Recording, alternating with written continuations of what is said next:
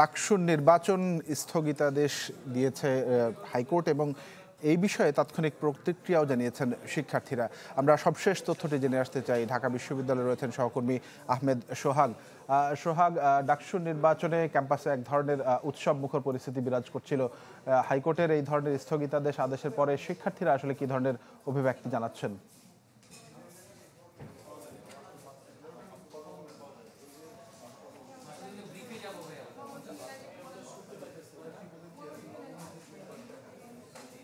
Sunshine আটা ময়দা সুজি, ভালোবাসায় তৈরি।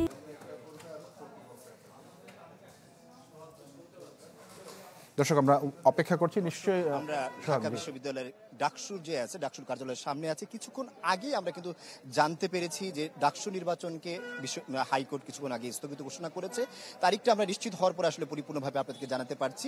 কিছুক্ষণ আগে কিন্তু এই ডাকসুর কেন্দ্রীয় যে কার্যালয়ের সামনেই বাংলাদেশ ইসলামী ছাত্র শিবির সমর্থিত ঐক্যবদ্ধ শিক্ষার্থী জোটের যে প্যানেল, সেই প্যানেল তাদের 36 দফা ইশতেহার ঘোষণা করেছে।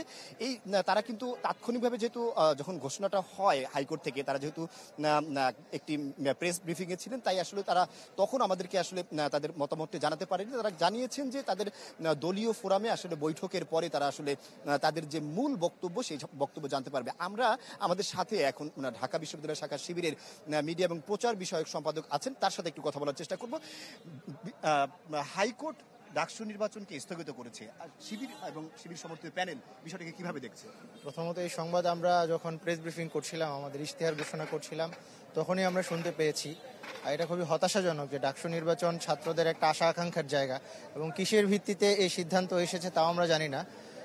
আমি মনে করছি শিক্ষার্থীদের যে আশা আকাঙ্ক্ষা, তার বিরুদ্ধে এই রায় এসেছে।